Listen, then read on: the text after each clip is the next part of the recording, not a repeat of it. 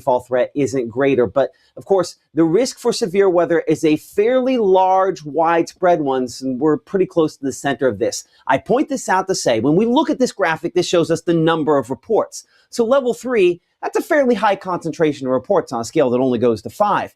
This is a large enough area that I think the people at the Storm Prediction Center in Norman, Oklahoma, the ones that officially put out this outlook, leaving room in there to potentially have a higher risk level if confidence reaches a high enough level. And we'll talk about that more here in just a moment. Timing for us is going to be late evening tomorrow. So we really from basically now, maybe 5 o'clock there for locations near the Mississippi River, all the way through, say, 10, 11 o'clock to maybe midnight or so. After that point, it's all east out into Alabama, and this storm system definitely keeps up some strength with it into Monday, but it will be out of here with much colder temperatures coming in behind it by then. So more fuel has led to this upgraded level 3 out of 5 severe weather risk that we do have for today, and the wind in particular has been upgraded to a level 4 risk. We'll talk about that in a moment. We're going to take an exclusive look at your storm finder, triple threat, all of the different components to time out where these storms are most likely to be the strongest, and then much, much cooler as we look toward next week. We're tracking the very latest on that again coming up here in a couple of minutes, but it's not impossible to maybe see a couple of flakes out of this storm system, fleeting flakes, maybe the better way to describe it. So over the first 12, if you haven't, for whatever reason, taken advantage of this evening, do it, because you'll see we're still around 70 at 7, 60 by 10, so light jacket weather. But it's kind of legitimate, a little warm out there this afternoon. So by tomorrow morning, much more mild than we were this morning, with temperatures starting in the mid-50s and a lot of moisture coming out of the Gulf of Mexico. Just-in-time moisture trying to be the activation point for some of those showers and thunderstorms. In fact, on the wide shot here, that's a big part of our story. Our frontal system, the one that's going to quickly plow through our area, back there out toward Colorado and Wyoming at this point, that is going to sweep in and right along the front. I'm telling you, within maybe 10 to 15 miles of that front is where everything heavy is going to be for tomorrow. And that will be the initiation point, wherever that front is, to produce the stronger storms when it arrives. But it is going to plow into questionable moisture. What do I mean by that? Well, the measure of moisture based on the same scale of temperature is something we call the dew point. When this number is, say, down here in the purple, a lot of fuel out there. That will not be our case in this scenario. What we have is we have that moisture heading northward, and it's going to be just-in-time moisture, meaning that the most impressive moisture gets up here just in time as this system is arriving. And a lot of times, when we have to have it or when we expect it at just the last moment, sometimes there isn't as much as we expect. And then that hopefully sometimes limits the intensity of whatever it is that happens. So that just-in-time moisture, one of our wild cards, that hopefully plays in our favor. So again, as we look here at Futurecast over the first 12 hours here, you'll notice into early evening, only a few clouds out there, no precipitation, we're keeping it dry. But those clouds, well, a few showers out in Alabama, but continue to flow out of the Gulf of Mexico here, widespread cloud cover that is a sign of that moisture. A few showers closer to Hattiesburg, down toward the coast as we head toward early Sunday morning. But again, mostly dry conditions, as it will be this front as it moves through. It'll really light up with storms back out in Arkansas, and that line will move from west to east through our area very quickly as we go toward tomorrow evening, bringing with it damaging winds and, yes, the potential for some isolated tornadoes and maybe even a large hail. We'll break down those individual threats in a minute, but as we go over the next 24 hours, obviously things really ratchet up late tomorrow. Now, let's talk about something here for a moment. On this graphic, a few things I want to point out. 55 in the morning, so fairly mild, but a lot of moisture arriving. You'll notice the stickiness factor. But look at these winds. 14 miles per hour, we show a sustained wind speed at 9 a.m. That means gusts, you can usually say 5 to 10 miles per hour over whatever this number is how fast those wind gusts are. We're likely talking about 30 mile per hour wind gusts at noon and into the afternoon tomorrow. The real storms don't arrive until probably 5, 6, 7 p.m. tomorrow, working from west to east through the area. But ahead of that, we're still going to have 30, 40 mile per hour wind gusts. And so because of the vulnerability we have related to the ice storm, I've said this a million times, you're going to hear it the rest of the year out of me, but it's going to be easier to knock down some of those limbs even before storms arrive. So keep that in mind. It will be a windy day. The coverage of storms also, see how that remains fairly limited? It's kind of one really good chunk or bad chunk right at the leading edge of that line moving through where our peak severe weather chances come. Now, right after this break, we're going to look at instability, CAPE, fuel for thunderstorms. That is one of our main limiting factors, where it is maximized, what that does to thunderstorms. We're breaking down the rotation chances and, again, timing everything out that you need to know to get through this chance for storms over the next 24 hours as Mississippi Live Weather continues here from the Room Droom Weather Center right after this. I have been going to Tupelo Smiles my whole life. When I was a kid, I was unhappy about some uneven coloring on my teeth after getting my braces off, which at the time there really wasn't a fix. I was recently made aware of a solution that would totally fix it, which is exactly what we did. They not only heard my concerns, but they never stopped looking to solve my problem, and that's why I love Tupelo Smiles.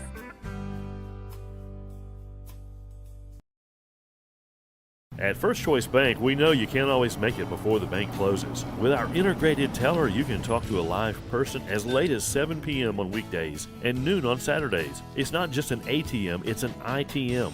First Choice Bank, your choice for banking. People tell me how lucky my daughter is to have been adopted.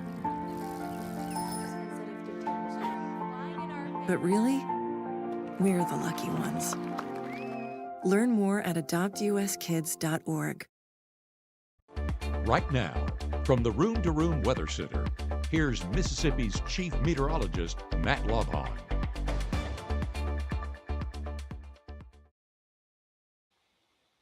Thank you so much again for supporting us here on Mississippi Live Weather. You know, on paper or on a graphic, it doesn't look that bad. And God willing, it won't be, but we're going to start off around 56, heading towards 70 degrees by noontime, 77 by 3 p.m.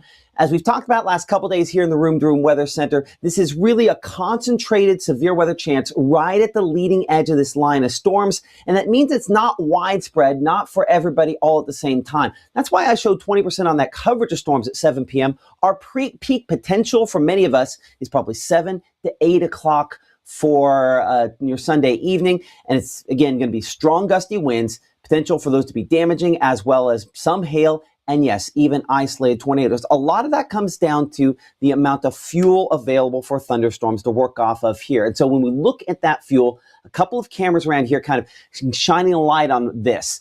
First off, Clarksdale, that dew point at 57. A lot of times we talk about tornadoes, we mentioned we look for that number to be, say, 67, up close to 70.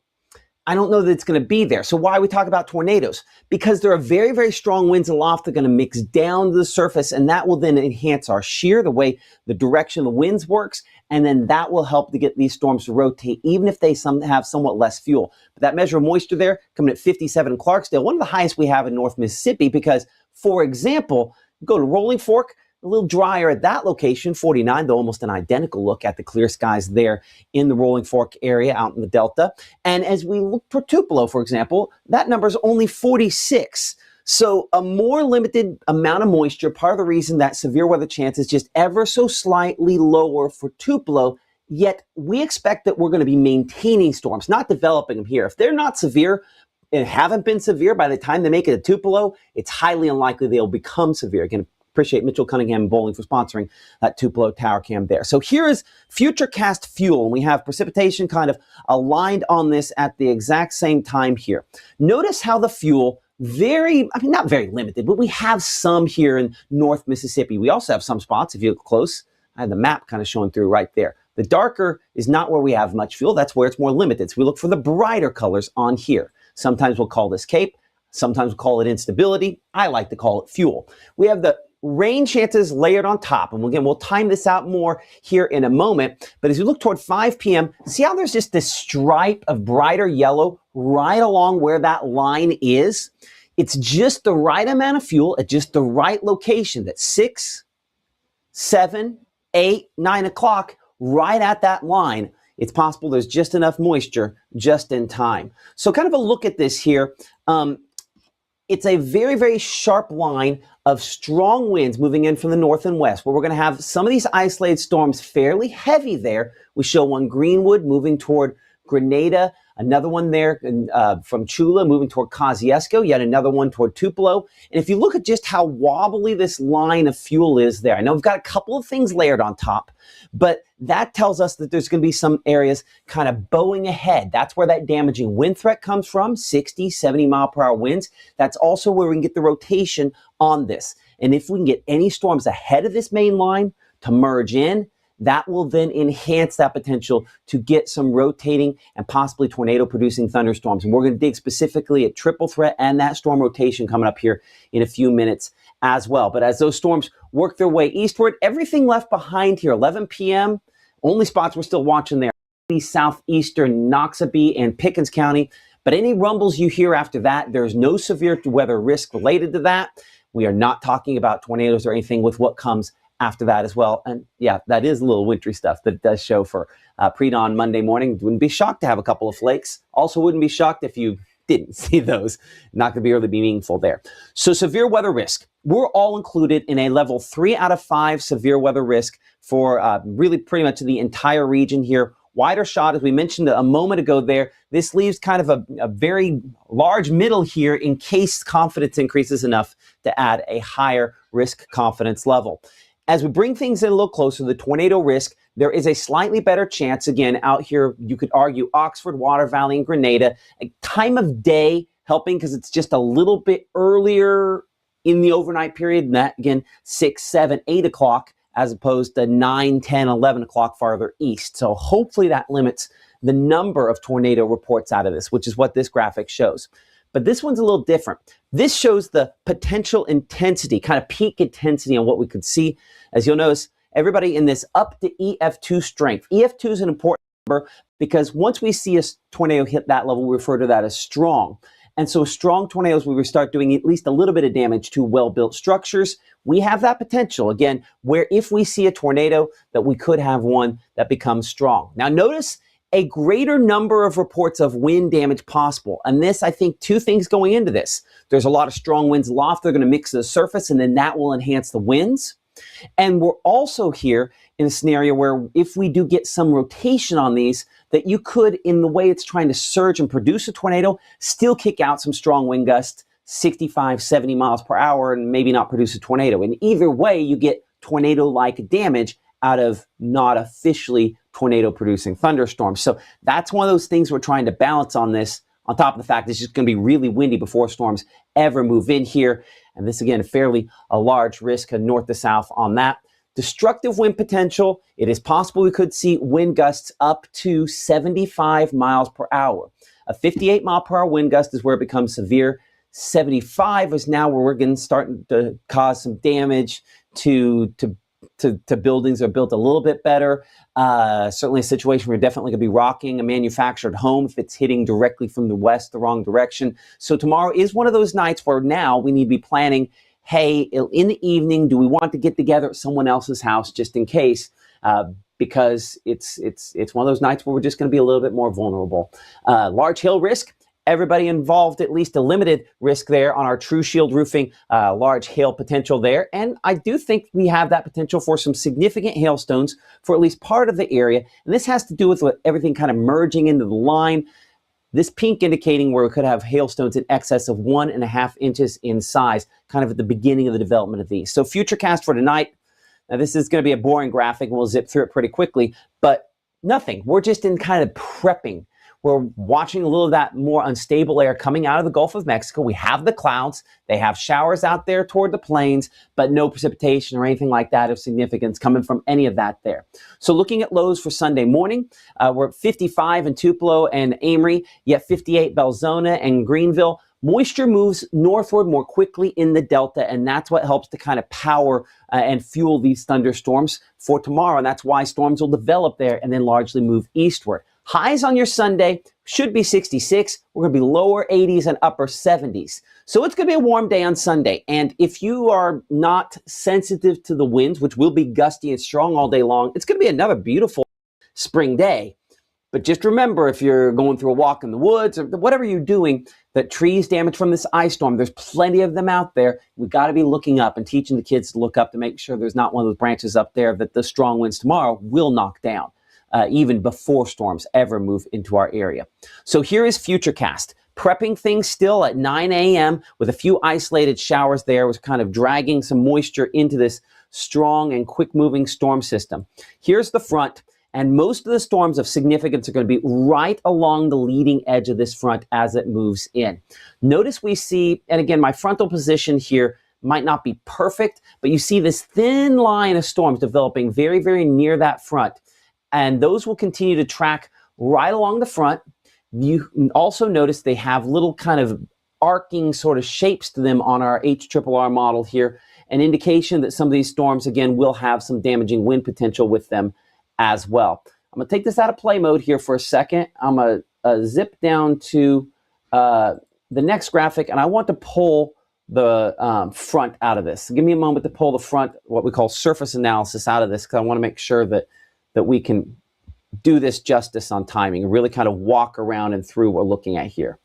So I'm going to click save on that and put this back into play mode for a moment.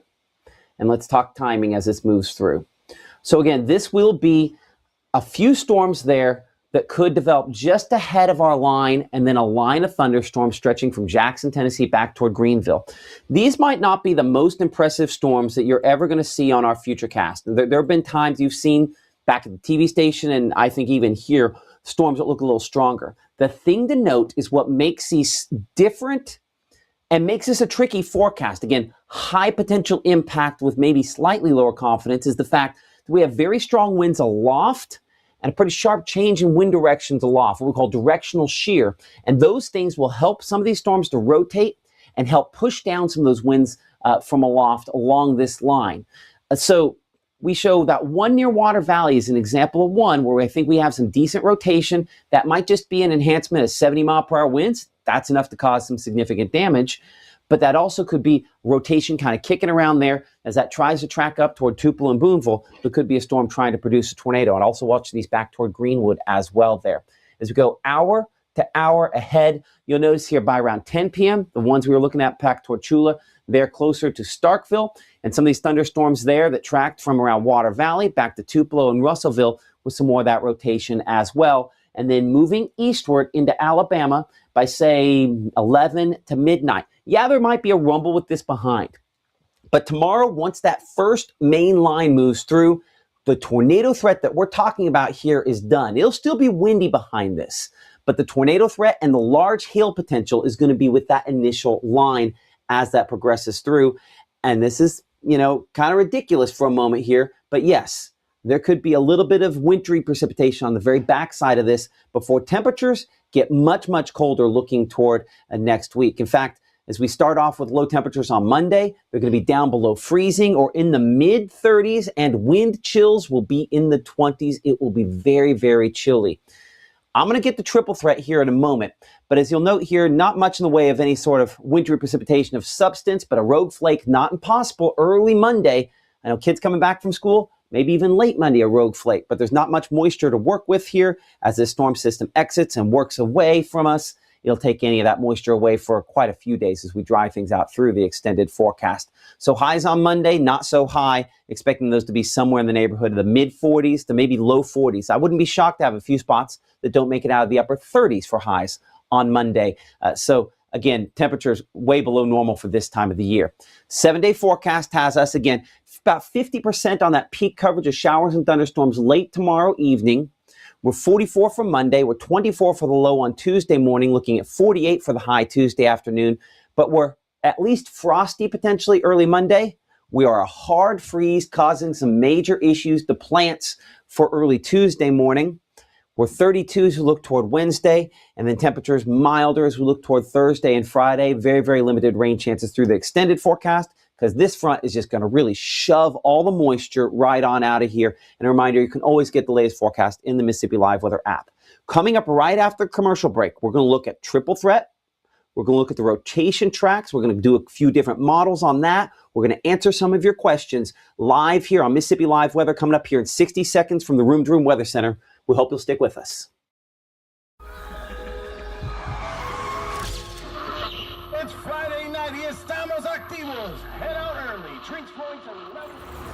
No sé qué pasó. I didn't even drink that much. Can I ask a few questions? Yeah, sure. Do you have any pets? Yes, we have a dog, but she's little. Do you have any unlocked guns around the house? We do have a gun, but it's stored securely, locked in a safe that the kids can't access. Appreciate you asking. Yeah, of course.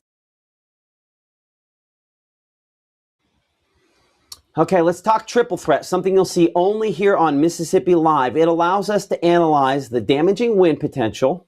At the same time, we can look at large hail and rotation. It utilizes our exclusive strike model. Again, this is triple threat, something you'll see exclusively here on Mississippi Live. One thing that's very, very obvious before anything else shows up, watch out here toward Kansas and Oklahoma. See that just big batch of blue moving in from the north and west? That is that really, obviously chilly air, but that is the wind with this storm system that's going to press in and try to bring the damage. And that's the reason that's one of our highest thresholds. Now, you'll notice here, we still have at least limited wind damage potential out of this here, even through noontime Sunday, before storms have ever made their way in. We call that pressure gradient force or pressure gradient winds, just caused by the pressure moving into the center of this low pressure system.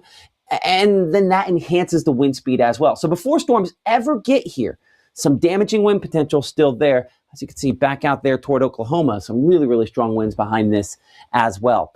But then storms, they start forming back out into Arkansas, eastern Arkansas, and the Mississippi Delta, where they do start to strengthen a bit. I'm going to probably take this out of play mode because I think this is going to go probably a little too quickly through this. So give me just a second here to make an adjustment on this so that it just sticks right to basically the 24 hours that we need this. And so here we are. Okay, so this is Sunday, say 5:30, so about this time tomorrow. We've had a few little bits of hail come out of this, 6 to 7 o'clock. As you'll see here, there's a little more hail on this than what we were thinking last night. The reason for that, if you look at the individual storms it's depicting, we do have a few thunderstorms that are going up just ahead of this main line. Considering how limited the fuel looked yesterday and how much better it looks today, that's where some of this hail threat comes in, because the upper level winds are definitely strong enough for this to be a significant chance for damaging winds and maybe even a couple of strong tornadoes. But the fuel remains somewhat limited, but with it slightly greater today, that's where that's making a hail threat increase just a little bit more out of some of these thunderstorms and the rotation threat as well. One thing I see right here instantly, again, we have some of those stronger wind gusts back out toward Marks and Charleston there. But we also have some of those rotation tracks. The rotation is going to be overlaid at the same place where we see, I think, the greatest potential to have some of the large hail as well. I'm going to boot the hail down below the rotation for a moment so you can see that as well. As we say 8, 9, 10 o'clock, this particular projection, our strike model says by, say, 9:30, these storms are going to be out there closer to Aberdeen and Hamilton. In the wake of these, we've had some of these rotation tracks that do look pretty decent on here, strong enough to produce some large hail and strong enough to produce perhaps brief tornadoes. We're unlikely to probably see long-lived tornadoes out of this. I shouldn't say unlikely, but we're more likely to see brief tornadoes. And then those storms are out of here, as you can see, by midnight, before midnight, a lot of spots. So let's look at these different threats individually. We'll bring the wind threat here to the top for a moment. We do have some spots where we have some of those brighter blues there, where again, some wind gusts easily 60, 65, maybe even 70 miles per hour possible out of this line. We also have, looking at, again, the rotation, quite a few of those rotation tracks out there where we're going to have rotating thunderstorms. And I think that rotation is going to enhance some of the wind speeds just a little bit as well from time to time. So that's those two things are kind of linked. And then obviously the hail threat with this tends to be secondary in our concerns, but some of these do show some pretty decent hail with some of the heaviest of these storms, especially this one that goes from Aberdeen there back toward Ewan, Alabama. So that's one of them that we're going to watch again for the larger hail potential. This look here at our storm, our triple threat. I think one of the main things that I notice out of this is just that there's a lot more hail on this versus what we had 24 hours ago, sort of looking at this. We will get to some of your questions. Our meteorologist, Caleb Edelblut, behind the scenes with those, and we will address these coming up here in a couple minutes. I'm going to look at a different projection here. This is going to be our HRRR model, which is one that we look at obviously quite often. It's the one that is kind of the primary projection that I I would follow in this sort of situation. Quick look there. Yes, we have rotation, and it's largely one and done. So let's walk now hour by hour through that projection as well. And so as we go into Sunday, again, morning, midday, afternoon, nothing. So your Sunday, if you want to do whatever you want to do outside, you should be in pretty good shape. But then you see that thin line out here toward Little Rock, 4:30, 5 o'clock for some of those locations. As that line moves eastward, one of the things I think has caught my attention very closely today is the fact, notice how we have some thunderstorms there ahead of the main line. And then notice that those happen to be the ones as they merge that have more of that rotation with them. So if we get a storm to merge with this primary line, we're more likely to get tornadoes to form. And I think that's a possibility out of this. So now as we walk this eastward there, let's go back here. This would be 7 o'clock. Our line of storms, much healthier at that point from Olive Branch back towards Shelby and Eudora. Rotation in some of the strongest sections. These will probably prompt tornado warnings and could potentially have some wind gusts 70 miles per hour or greater. As these storms move eastward, again, there will be a few at least short-lived spin-up style sort of tornadoes out of this in the Delta. So before I go any further, I need to mention this, and I should have probably mentioned this a little bit ago earlier as well. We need to make sure that you guys have ways to find out if you're in the danger zone. And our weather call is probably the simplest way to do that. I'm not going to leave this up long. We'll come back. We'll talk more about this in a minute as we answer some questions. But you need to make sure that you know if you're in danger. Weather call is what I have for my family. What I recommend for yours, it's a phone alert system that will call your device if you're under a tornado warning, if a tornado is confirmed to come out of that system, or if there's excessively large hail because the National Weather Service has issued a severe thunderstorm warning, or strong damaging winds, or excessive flash flooding, what we call flash flood emergency. You can sign up with more information there. Again, we have that below my picture there on the screen as well. Again, we'll get to your questions here in just a moment. But as we head past the 8:30 towards, say, 9 o'clock tomorrow evening, those storms now out here, Kosciuszko, we show toward Tupelo. If you look closely at some of these, while this doesn't have the same kind of rotation track, what this does show is it does show kind of that arc sort of shape on some of these. When you get that sort of shape, those are ones that have more strong winds pushing out. And it's at the edges of those that you can get the brief tornadoes to form. So I don't know that we're still talking. I think we could still definitely be talking about a strong tornadoes threat, I should say, there at 9 p.m. By around 10 to 10:30, we show those storms closer to, Oktibbeha County and Starkville, West Point, Aberdeen. You don't see rotation tracks that are as long at that point in time, but there still is some rotation and still damaging wind potential out of that. And as we head toward around 11:30, the storm's largely weakening as these storms move out of here. But this is a large threat. As you can see, up to the north, up in the central Tennessee, Kentucky, the Ohio River, there will continue to be wind damage potential with this system, even for some of those locations there as it moves away. So your headlines here are like this. Again, our threat confidence, and we can make an argument. I'm going to bring Caleb in on a double box here for a moment to talk about this for a second. Caleb, I'm going to put the severe risks behind you. And again, we will look at everyone's questions here in a moment. Do we need to be higher on the damaging wind risk on this? I think that argument could be made, especially with this system and everything that the SPC keeps putting out. I think our highest risk is wind. So kind of elevating that above everything else, in my opinion, makes the most sense to me, especially with the direction that these kind of updates have gone throughout the day, Matt. So, and it's not just what they're saying. I mean, I think based on what we just looked at off of models, I'm going to have to kind of change this one more time. We'll get that back up there. There we are. It's just, you get the storms ahead of the primary line. And so you're going to have strong winds along the line. Any kind of cell merger there is going to then have little spin up areas, and you're going to get these RFD surges. And it's just, that's going to enhance the wind. So while I don't know that we get all the way to tornadoes for many of these cases, I think we're still going to have some strong winds. So yeah, let's go up to level 4 threat on that as well there. Okay, so you have been monitoring the kind of chat behind the scenes here as well. What are some of the questions coming in? And I'm gonna probably have to pop it on the mine, I think, to see it. Actually, we could pop to yours, and I'll pop my microphone behind you, and then we'll just kind of we'll figure out where we go. So give me a second sounds here. Good. Yeah, if you can still hear me, there's been a lot of questions about shelters, especially with how windy this event's going to be. So I wanted to point out just a few of them. You still here? Can you hear me? Yes, I am. Can you hear me? Perfect. Yes, I can hear you. You're coming in on my end. Wanted to mention, so you mentioned earlier talking about damage to well-built structures. People were asking, well, does that apply to those FEMA-approved above-ground shelters, especially locally? People were just kind of asking, kind of getting their safe place prepped and where to go when the time arises tomorrow. Yeah, I mean, so yes, I would definitely say above ground. Listen, I have an above ground shelter for my family and at my location here. I wouldn't think twice about getting in that for an EF5 tornado. Like, I'm going to go there. It should hold up. I anticipate it'll hold up. But going through any tornado is going to be a very unpleasant experience, right? That's liveweather.com. I'm going to try to pull up the list here a second. But it's going to be a very, very, very unpleasant experience. So yes, those above ground shelters, you should absolutely take advantage of those.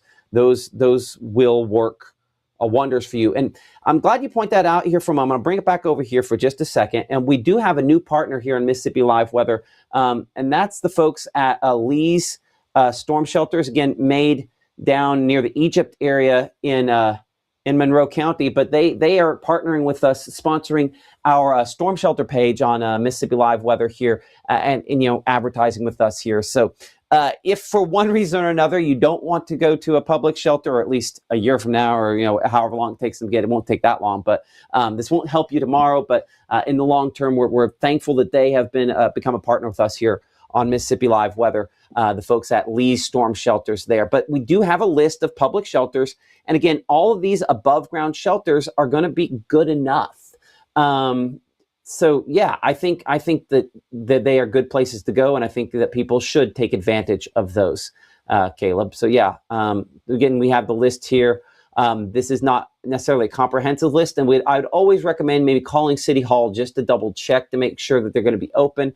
But usually when we have an elevated risk like what we have for tomorrow, a lot of these will end up being open. But it never hurts to kind of, for your tornado drill, for lack of a better way to put it, after church tomorrow, just stop by to make sure that everything is in order, that the location is where you thought it would be. But if you go to our website, msliveweather.com/shelters, or right there in the app, there's a place on the menu on the left, or if you scroll down, where you can see storm shelters. And again, appreciate the good folks at Lee's Precast there for partnering with us on that.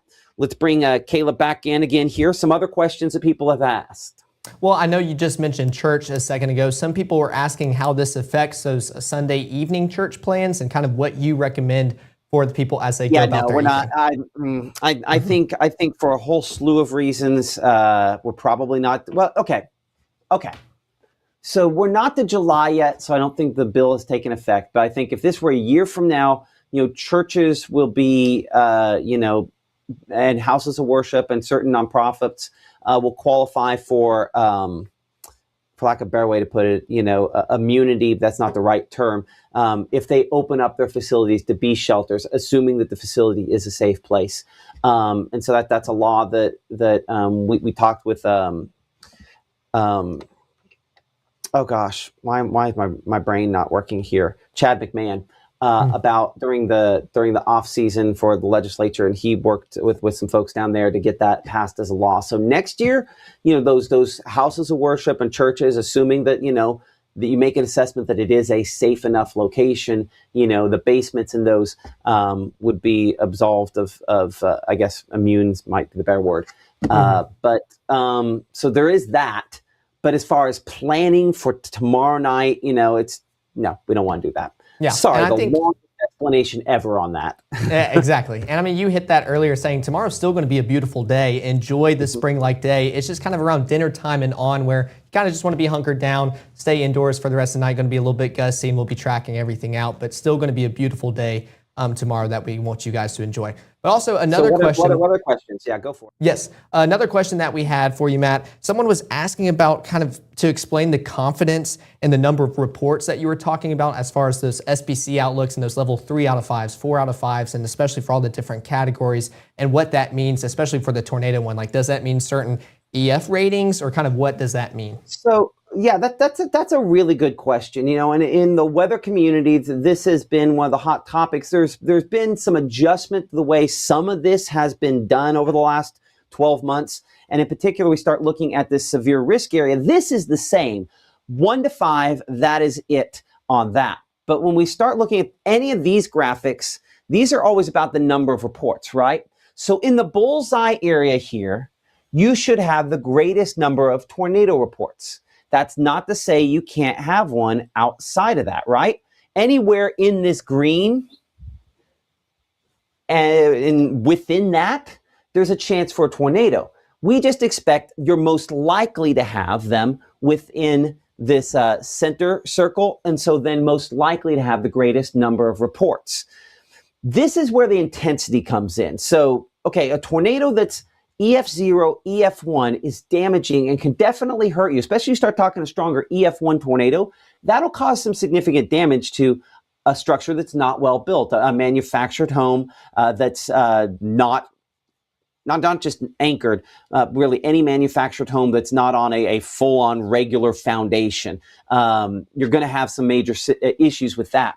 You start talking EF2 and greater, now we're starting to inflict damage on well-built structures. You know, my house will have some roof damage probably on an EF2 tornado and have maybe significant roof damage and start losing walls potentially maybe on an EF3 or certainly when we get to an EF4 tornado. So we start talking about EF2, that's when we're starting to inflict damage on well-built structures. That's when we need to be thinking about where we're going to shelter and not just at home if we're talking about, you know, certainly structures that aren't as well built. So while, again, going back to the previous graphic here, we have this bullseye where we're most likely, again, we'll see the greatest number of reports in the center of this bullseye. This graphic shows where will we be the strongest, and it could be strong even outside the middle of the bullseye. So you might not have as great a number of storms rotating, trying to produce tornadoes out here, say Fayette or Macon or Columbus, but you're just as likely to, if a tornado forms, especially forms west and tries to hold a while, that it could potentially become a stronger tornado, not an intense tornado. We're not talking about anything EF3, EF4 or greater, but I think you could have just enough with this to maybe briefly get one that's up to EF2 in strength. So that is kind of that difference there, Caleb, on the confidence in something happens is, you know, I guess another way to put that there, but just the number of reports versus necessarily how impactful those reports are. Yeah. No, that was explained perfectly. And there, I only had one other question for you. We keep talking about how windy it's going to be tomorrow, especially with wind being our highest threat on our threat traffic. So people were kind of asking, what can we expect for that wind once that line moves on through? We keep talking about how it's a quick line that'll move on through. That's where the brunt of it is. But what can we expect after, especially for those that get hit earlier, especially for those out there in DeSoto County? Okay, let's walk through that there. This will take me a minute. If you're willing to be patient with me for a second to kind of hack together a graphic, I'll put one together for you. Let me type in SWATH. Yeah, we can do this. This is not going to be the right color scheme that I like. This will be good enough.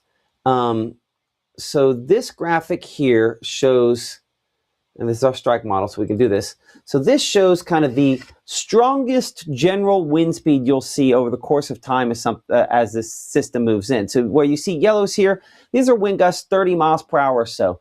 And fairly widespread 30 plus mile per hour winds, even by noon tomorrow when there hasn't been anything outside, maybe a shower, and even then that'd be pushing it. But out here, you mentioned DeSoto County, you mentioned the Delta. I mean, you can almost exactly see the Delta drawn on here, right? Like this is the Delta. There's not as many trees, not as many hills, less friction. And so I'm not telling you anything you haven't known your entire life there. It's windier than it is for locations farther to the east. And the wind speed's probably peaking in excess of 30 miles per hour, even by noontime tomorrow. Let's slide it over this direction here for a moment. So as we go forward beyond that, as you can see, going 2 to 3 to 4 o'clock, I'm going to stop it right here before any storms have occurred. So before any storms have occurred, we've already had wind gusts up closer to maybe 40, maybe even 45 miles per hour. And you can also kind of see the Blackland Prairie section of the viewing area as well out here east. Again, those locations, flatter, a little bit less in the way of trees, And as a result, the wind speeds will be greater there, where you see the oranges in excess of 30 to 40 miles per hour. And there'll be pockets where that's also the case east as well. But if we show through the entire event, you'll notice in some cases those very strongest winds are as that line of storms moves through itself. Now, note something here for a second. The reason it looks like a bunch of lines is because our projection doesn't show every single second of the line moving through. So this is, when the line is here, and then the model does all the math and everything, and then advances it, and the line's there. And it does all the math and advances it, and then the line is there. So that's why it looks all piecemeal. This just, in real life, would be a full everything colored in, probably at these sort of red colors there as well, with some pockets where we show out there toward Pontotoc County. We show one also in Lowndes County, another one out there toward Water Valley, where we're talking about, even on this model, which will tend to underdo wind speed some, that we're talking 60 plus mile per hour winds there in a few locations. So even the model can see the fact we're going to see 60 plus, and it does have one spot over there into Alabama. I think that could be up in excess of 70 miles per hour on our scale there as well. So that is kind of the accumulated wind potential. Let's look at future STS. Let me see here on gusts, and let me do HRRR gusts. So this is a different model, and this will be just the peak wind gusts. And so this one would be helpful, I think, for kind of timing as well. This actually has the numbers on it. So you get an idea for this afternoon. This might not go all the way out. This is short term. That's okay. This will get us through. So this evening, again, continue to be fairly breezy overnight. And then tomorrow, 8, 9, 10 o'clock in the morning, as you can see here, 9:30, you're going to have some strong southerly winds. So high-profile vehicles need to be paying attention. Again, this is before a single drop of thunderstorm rainfall has moved in. It's not to say we can have a sprinkle or two, but there's no thunderstorms at this point. And still fairly widespread wind speeds up 40 plus miles per hour. I'm going to have to find, there's a version of this that goes a little farther out. Let me find that here. Yeah, this is the kind of thing that typically we would, 1848, 18 hours, hold on. Do I have not have 18Z? Okay, we're gonna have to break this and make it. So give me a second to change this to something else. So I need 18Z, enter. 18Z, enter, and 18Z, enter. Okay, and that might not change my numbers in front, but you'll get the idea. So let's go 40. Let's just go the whole 48 out. Okay. So the numbers advance here. Let's see if they stop advancing by noontime. Nope, they don't. They keep going. Okay. There we are. Okay, so in the afternoon, again, before any storms have occurred, we have fairly widespread 35 to 40 mile per hour wind gusts. I mean, at calmest, we're 25 miles per hour. Then that line moves in, and you can see how the line itself, look right here on this, and then again, this is our HRRR model. We looked at the strike a moment ago there. This does a great job of seeing all these kind of, I don't know, this is a brown sort of color. These are where those wind gusts are estimated in excess of 60 miles per hour in that line by, say, 7 p.m. tomorrow. So that's an example of the power that the line itself will have as it moves in. We'll see if we get an hourly reading where it catches one of the reporting stations. It did not. But again, you can see right all along that line there, lots of pockets where it is wind speeds in excess of 60 miles per hour there as of, say, 7 o'clock, 8 o'clock. Again, some spots where I think we start to see it get very north and south there, like this one near Tupelo. We talked about you earlier, one of those spots where there maybe is enough wind that it's trying to wrap around and produce a tornado. That's one that, just even look at the wind there, looks very suspicious, more likely to be one that could produce a tornado 24 hours out. So hopefully that's not how that plays out. But then you can see the wind and everything with this, obviously strong winds translating east after that. So this is what they were asking. After this moves through, how windy will it be? 30, 40 mile per hour winds, even 1, 2 to 3 o'clock in the morning, still 30 plus mile per hour winds, even in the first part of early Monday morning there with 20, 25 mile per hour winds. This should get me through midday Monday. still 20, 25 mile per hour winds then. So that's the long answer there, Caleb. But the long answer is this. It's going to stay 30, 40 mile per hour winds even after the line moves through. It will be before the line moves through, and then 60 to 70 mile per hour winds when it's over top of us. That combination is just a lot of opportunity to knock down trees, knock down branches, and all those sorts of things. That's why, again, wind is the highest kind of severe weather risk that we have out of this. Give me a moment to kind of plot that back in here. I have the hail risk there, but our wind risk has the greatest opportunity, greatest number of reports of wind damage are going to be likely, and some of those could be 70 mile per hour winds or greater. Yeah, exactly. And I think what you were just talking about too, as far as wind and knocking trees and branches, some people were talking about power outages. So as far as if we can expect them, I think with an event like this and with that ice storm we experienced earlier this year, that there is good potential for some power outages to occur, but of course we're going to continue tracking that out. So make sure you have everything charged up. You make sure you have different ways to get your alerts, because that way you'll have several opportunities to stay updated with us as that line continues to move on through North Mississippi tomorrow. Yeah, I mean, I completely agree. We're going to have power outages, no question, because I mean, just again, from very vulnerable branches, things are still dangling, hit a power line. It's easy to arc, there's all kinds. It's a sensitive system that we've just gotten put back together, and not all the trees have been cleared the way they need to, and that will happen. It's just we're not there yet. Exactly. Anything else? I think I spotted one more question. They were asking I was curious if they meant for their respective location or all throughout North Mississippi, but especially with how windy this is going to be. They were asking how or what to expect. How fast can this line move through either their respective city and how long it lasts, but just through North Mississippi tomorrow evening? Because, I mean, to be honest, spoiler, it's a pretty quick moving line, Matt. I think people were kind of wondering how long this event could last tomorrow night. So for whoever it is, like, you're going to be under the gun maybe 20 minutes. I mean, it'll be windy before and windy after. So if this is moving, about 100 and, let's see here real quick. So we show about 160 miles or so from really about 6 p.m. to probably 9 p.m. How long it'll take to move west to east across. I mean, so about 3 hours. So that's about 50 miles per hour or more, I'd say, is probably fat. So somewhere between 50 to 60 mile per hour is the forward movement on it. Yeah, I mean, I think the individual storms themselves, which will probably be moving a little bit more southwest and northeast, the individual movement could be as high as maybe 65 miles per hour or so, so really moving quickly. But I think the overall line, if you're just tracking just the line, somewhere around 50 to 60 miles per hour, probably on the forward speed there. Again, it picks up a big head of steam, and that certainly makes it fairly, that enhances the wind as well. Of course.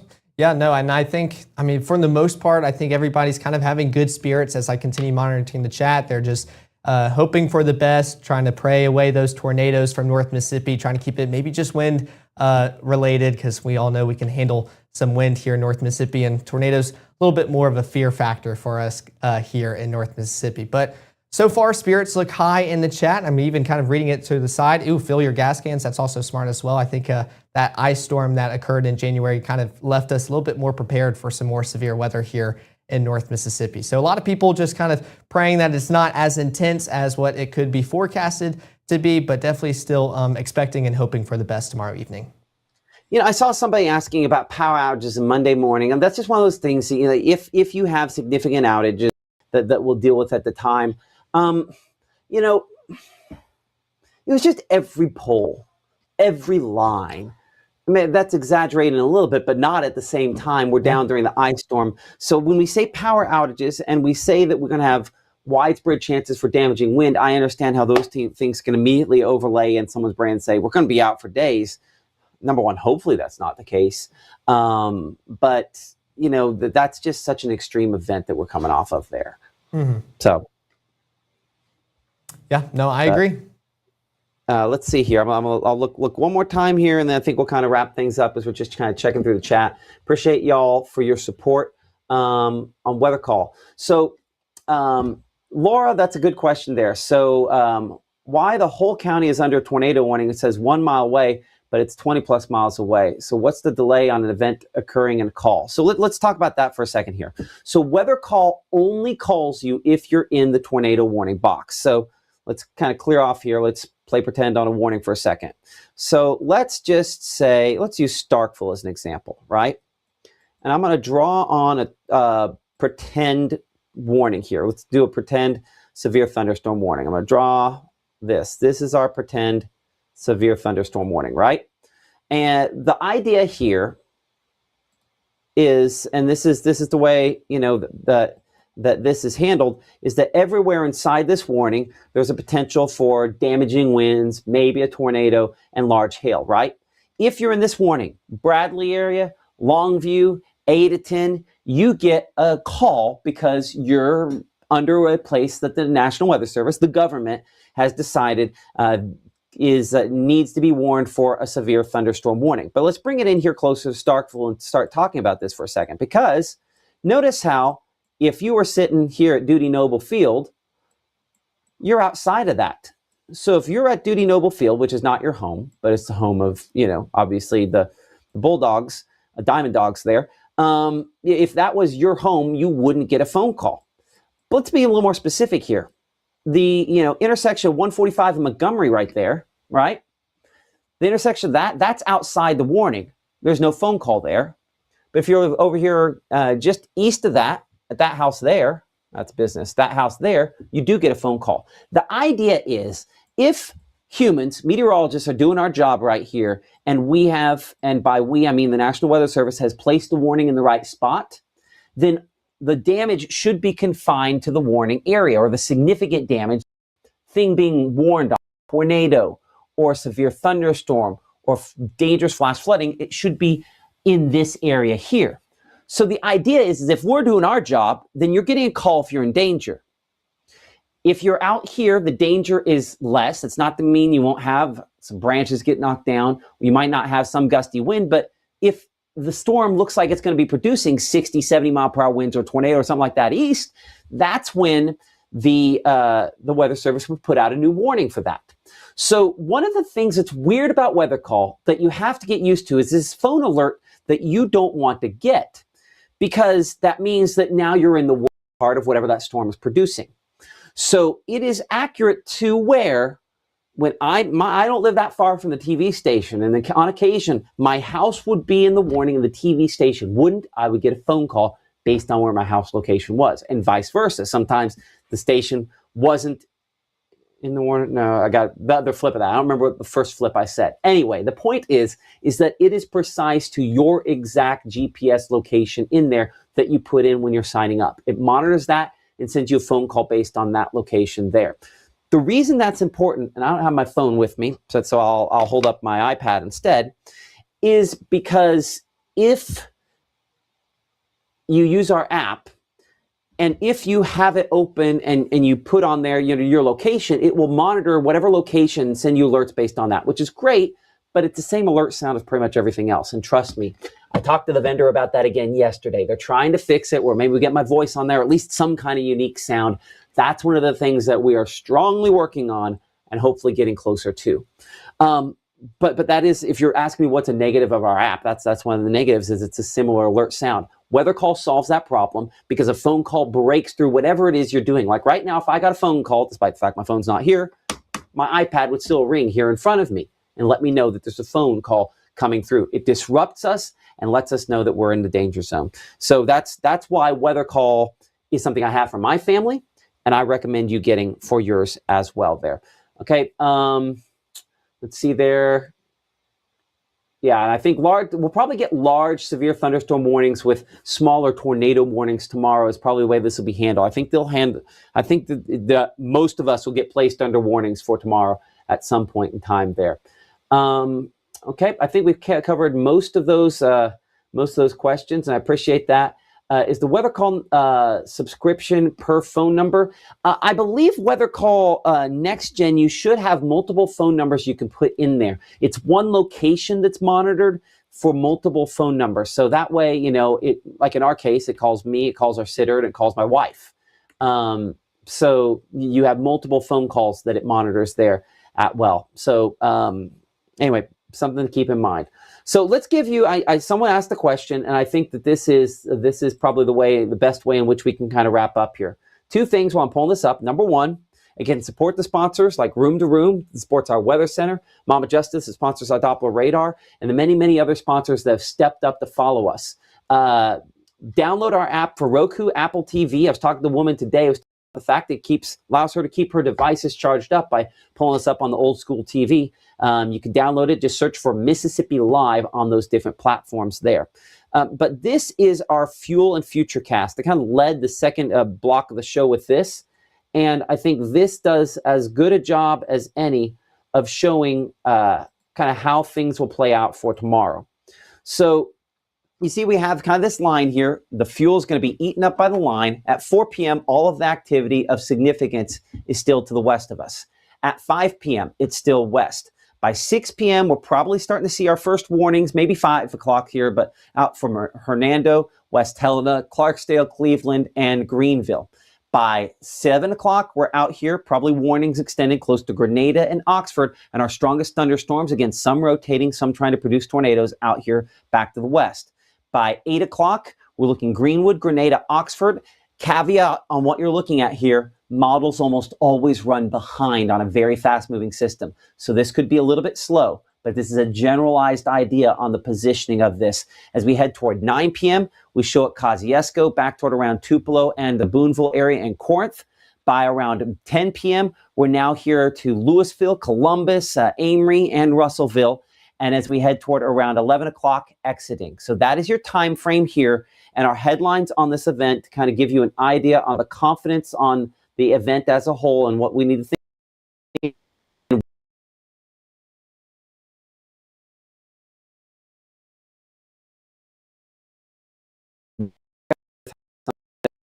Sorry, I had some kind of a glitch for a second. Promise I didn't lock up my. So confidence, again, a brief tornado possible, damaging winds before and after, as well as during the line of thunderstorms, our greatest potential. Some large hail in excess of 1.5 inches, not impossible out of this here. And we're not expecting to have much in the way of flooding rainfall, thankfully. Again, our next live broadcast is going to be coming up this evening at 10 p.m. here. Our meteorologist, Caleb Edelblut, updates here related to this. Caleb, you're going to have to give me a space bar or a foot pedal there because I think I'm still reconnecting there behind the scenes on one of those computers. But anyway, 10 o'clock tonight, the latest on the timing. That's the thing we'll probably refine the most. The other thing Caleb's going to be looking at, and if he sees it, I might hop on and help a little bit, is if we start seeing more thunderstorms developing ahead of the line. Those, when they merge into the line, are most likely to produce tornadoes. That's a concern we're watching. Keep it here for the latest. Like, subscribe, download, all the things. And again, appreciate y'all for supporting us here on Mississippi Live Weather.